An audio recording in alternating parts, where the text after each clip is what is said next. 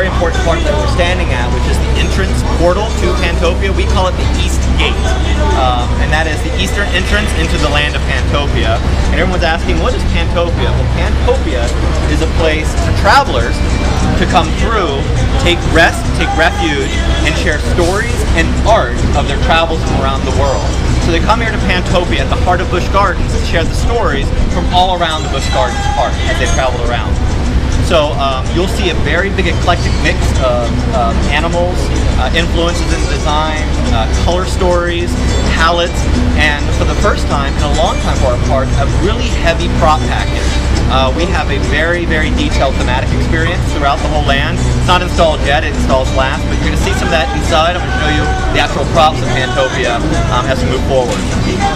Another key element to remember is that Pantopia has doors, locks, and keys, because travelers can come to Pantopia, select a key here at the East Gate, which is where the key master lives, and they can open any door inside of Pantopia and stay for as long as they want for free, and all they have to do is share the stories of their adventures and create art around them. Guests really won't be opening doors, so that's really the backstory of the attraction as a whole. Pantopia has many themed doors, 9 of which house the new residents of Pantopia, the permanent residents. I'll show you one of those doors today. But standing right here at the East Gate, there's actually 5 of those doors. The Traveler's Door, the Tea Salesman Door, we have the Komodo Lizard, and the Elephant Collector Door. This guy that's obsessed with elephants, the real nerd, the elephant exhibit at the park. He actually lives right here, and he is everything elephant. So when that stuff starts coming in, it actually be about 4 weeks. We'll start installing these doors in this area. We turn this area over first to construction. All right. Any questions out here before we go inside? Will this whole area shut down? No, the construction walls will always constantly be moving around. And so right now it's kind of this weird experience of new and old, Timbuktu and Pantopia kind of competing, but eventually it will all just flip over the canyon.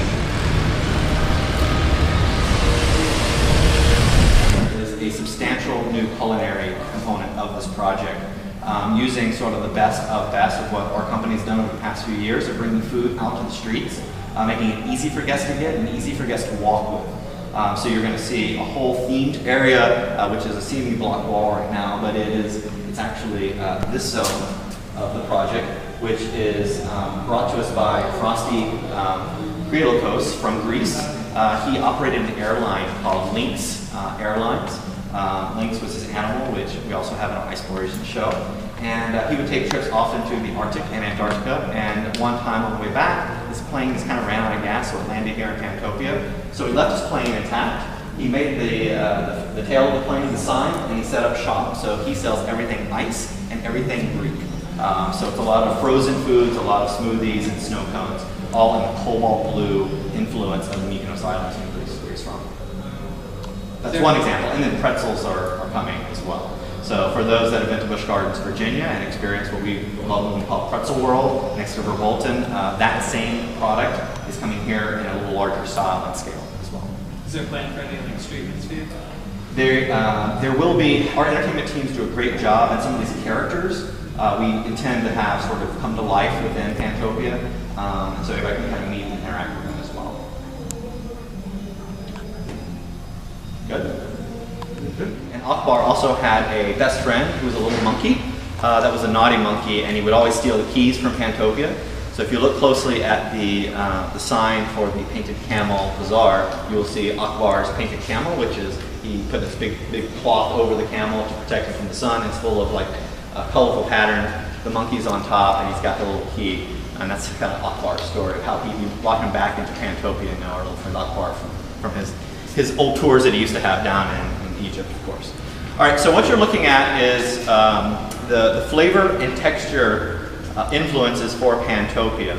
Pantopia is not only full of like this amazing, crazy thrill ride, this face down, 335 feet adventure of Falcon's Fury, but it's also a brand new world that we're building here at Busch Gardens Tampa. And inside of Pantopia, you'll see all these different textures, colors, and flavors and influences of animal stories and architecture, design, and culture from around the whole globe right here at the heart of Busch Gardens in Pantopia. It was really important to us to be authentic, so everything that you're looking at actually came from those regions, or they are reproductions of, from original photos and imagery that we found.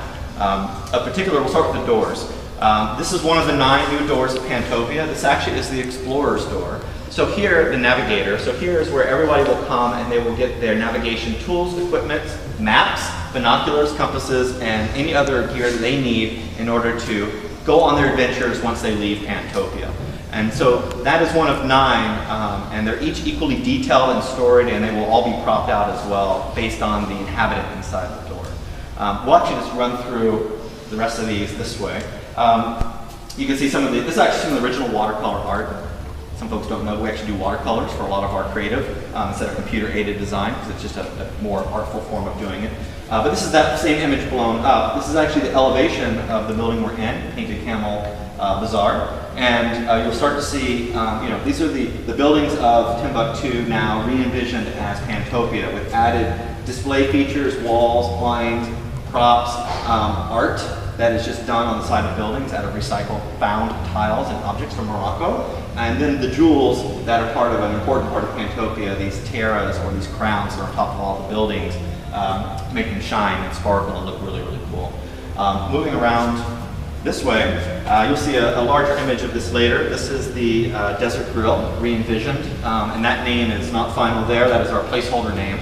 But that's the Desert Grill re-envisioned on the outside, and its color palette is based on food. So that is eggplant, that is yellow squash, that is orange squash, and the blue. So it's got a really, and pomegranate, the big red color, then purple. So it's got all food-based colors and spice colors, which is really neat. This is the entrance that we just walked through, a bigger version of that, and its original watercolor next door.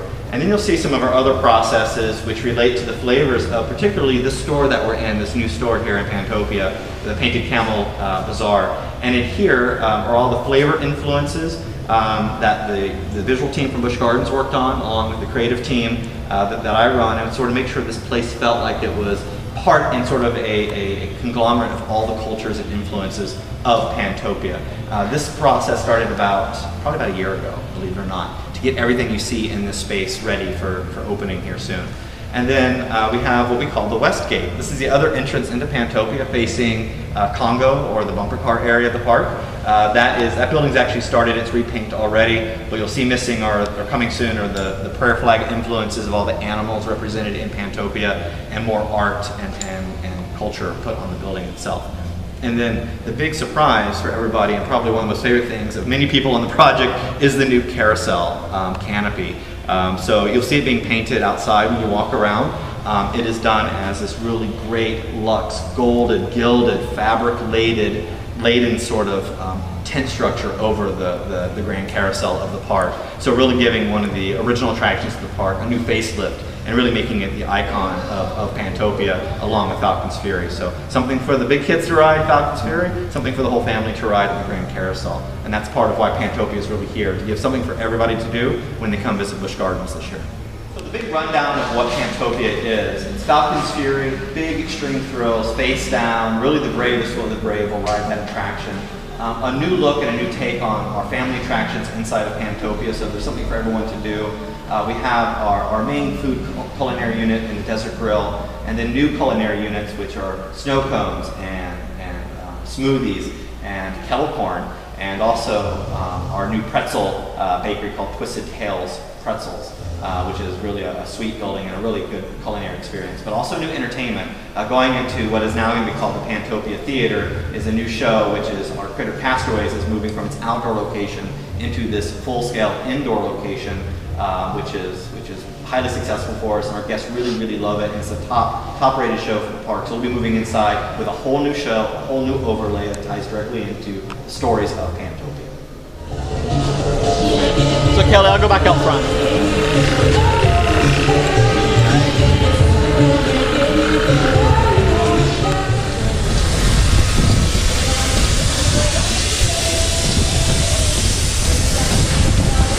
Think we can get closer now? Right here, we have the Link Street, where you can get a smoothie and you can refresh yourself. So we've added a culinary opportunity right here. Well, what's that smell? I think I smell something being cooked, so let's go see. Okay. If you can add a dragon and you can add fire, you've got 2 key ingredients to anything for success. So right here we got the Dragon Fire Grill that will be built right to the left of the entry to the Desert Grill. So we'll have this as a show cooking opportunity. So we'll bring our foods right out here to bring those aromas into Pantopia. When Timbuktu opened in the late 70s, we had mostly these pink colors, but in 2003 we added a layer of decoration to the pink. So all of these markings were brought in 2003, but now we're taking it to a whole new level with all of these really vibrant colors and theming, and this is going to really pop when you come into Pantopia. You'll come to ride Falcon's Fury, but when you enter this realm, you'll know it's all new and it's exciting. When Timbuktu opened, this was an arcade. So kids could bring their quarters in here and play a variety of games. But here in Pantopia, we had a baker come through, and there were a pair of lemurs that were playing, and when they would sit back to back, they would intertwine their tails to look like a pretzel. So this inspired this baker to make a bakery where you can see the baking going on and smell the pretzels and have a craft beer. So this is the Twisted Tail Bakery. So there will be no more arcade games in here, but a whole new culinary opportunity. This is pretty well a tear down to the ground and ceiling and back to the walls. And everything behind these walls is all back of house with the walk-in cooler, freezer, and prep areas. Okay? Twisted Tail. Now, I don't know if Jeff explained, but there are 5 rides on the east side of Pantopia that will remain and reopen. We have the Sand Serpent to the north, and we have the Phoenix, but we'll reopen the Busch Flyers, our little children's plane ride. In the back corner, there's a motorcycle ride that will reopen, and then we have a children's train ride that will have a Lincoln track that will reopen. So all of those will return. So those that are in Jungala will come through this gateway, key gateway, and come into Pantopia from this direction. Again, you can see from the renderings the heavy theming, the colors that pop, and you'll know that you're entering a new realm. This just isn't a remade Timbuktu. Behind me is the Timbuktu Theater.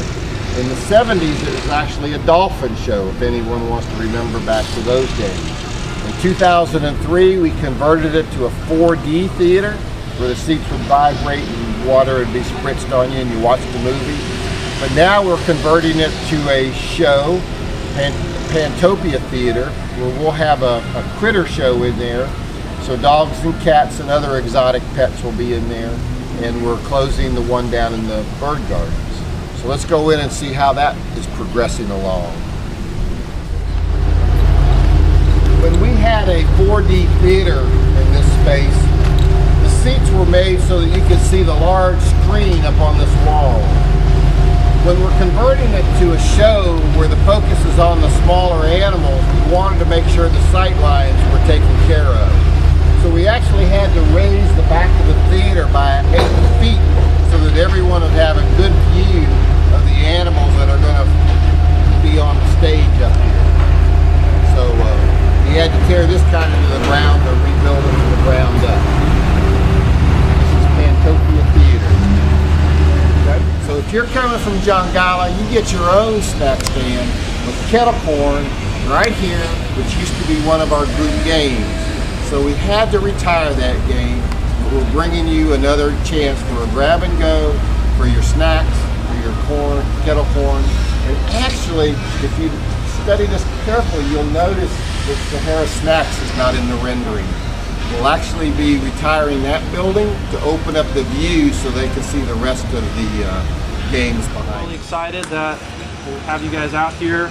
This is going to be the first time anyone's seen this new test seat. So this is a good example of what we have for the ride, the color scheme, and we'll talk about that in a little bit. But really what I want to talk about is this big tower behind me. So What we're constructing over here is the nation's tallest freestanding drop tower.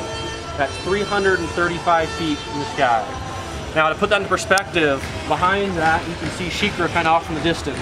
You take Sheikra at 200 feet, and then you add the Cheetah Hunt Tower at 102 feet, and then you add another 10 feet on top of that. This ride is still taller than all of those combined. So to put that in perspective, you know, if you've ridden Sheikra before, you know as you're up in the very top and you're looking down, everything looks so small. When you're up at the top of this tower, you're actually looking down at Sheikra, and Sheikra looks small. So it's definitely a different new perspective. Also, when you're up at the very top, you're going to get some amazing, majestic views. You'll see downtown Tampa, St. Petersburg, Orlando, Miami. I mean, you'll see it all from up there. It's going to be great views. So, and not only are we going to be taking you up 335 feet, but we also have to drop you that far too, right? And what we're doing first time in the world is dropping you face first. So we wanted to take that thought of a drop tower and really kick it up another notch. So what you'll do for the ride experience is that we've got 32 seats in an octagon fashion. Each set of seats is in a row of 4. You'll get into your seat, much like this one right here. You'll strap in. We'll take you up to the very top. It takes about a minute for you to get up to the very top. You'll get the great views as you're up there. And then that's when the intensity starts. You know, your heartbeat will start going, but then we'll rotate your seats. We'll rotate you 90 degrees, so you're looking straight down at the ground, nothing else below you. Nobody's ever done that before, and a great example of the way it'll tilt you would be if you've ridden Manta over at SeaWorld Orlando. So that really just pulls you back. Similar experience, just 300 feet up in the air. So it'll be quite thrilling. And not only if that's scary enough or intense enough or fun enough, we wanted to plus it up by holding you up there for a random amount of time. We're not going to have a 5-second delay or 4-second delay. It's going to be random. So it may be 1 second one time, it may be 3 seconds one time, but you're never going to be able to guess how long it's going to be. So we're not going to give you any notification. We're just going to drop you. So once you're at the very top, we'll drop you. You'll fall 60 miles per hour. And as you're falling, it'll be a very similar experience to skydiving. So I say for this ride, it's the closest experience to skydiving without setting foot on an airplane. Because as you're falling, think of your falling like skydiving. As you pull your parachute before you brake, it kind of kicks you back into the seated position, right? So as you're falling, we'll be dropping you. You'll fall for about 5 or 6 seconds of free fall. And as you're falling, you'll hit a pre-braking segment, and that'll rotate back into the seated position before you hit the brakes. So it's about 3.5 G's of braking force. And anybody who's been on an intimate drop tower before know it's very intense braking. So that's got to be in the vertical orientation for your body. So as you're falling, dynamic motion as you're dropping. So 60 miles per hour, 3.5 G's. It's going to be a wild ride, for sure. Any questions about ride experience while we're talking about that? When you guys approached Intamin, how crazy did they think you guys were for it? You know, when we were thinking about the design for this ride, we were working on Cheetah Hunt, which is a great family fun ride. But we wanted to do something that nobody's ever done before, and something that would really solidify us as the thrill ride leaders in the area. We've got lots of amazing roller coasters, but we wanted to come up with a new ride that would really step it up another notch. Up to this point, you know, Sheikra has been our, you know, the big daddy in the ride in the park, but that's really just going to be a stepping stone for this ride. Now, why go with Intamin and not Moser? The reason that we go with Intamin versus any other ride manufacturer is the face first component of it. Nobody's ever done that before, and Intamin had the experience and the knowledge and the technological aspects of it for them to be able to create that one-of-a-kind experience. How many different variations are there going to be of like holding up there? Do you know yet, or is it? Don't know yet. Yeah. How many should we have? 10, 15? Yeah. It depends on how long you want to be up there, right? We don't want to hold you up there for a long enough time, but we don't want you to feel like you're getting stuck. Will that supposed to be based on how long the queue is? It'll be based upon what we feel is the ride experience. So once we get to the testing aspect of it, we'll try to ride it and see what feels right. We don't want people to be up there too long. We want them to get just enough time for their muscles to tense up, and then we want to drop them.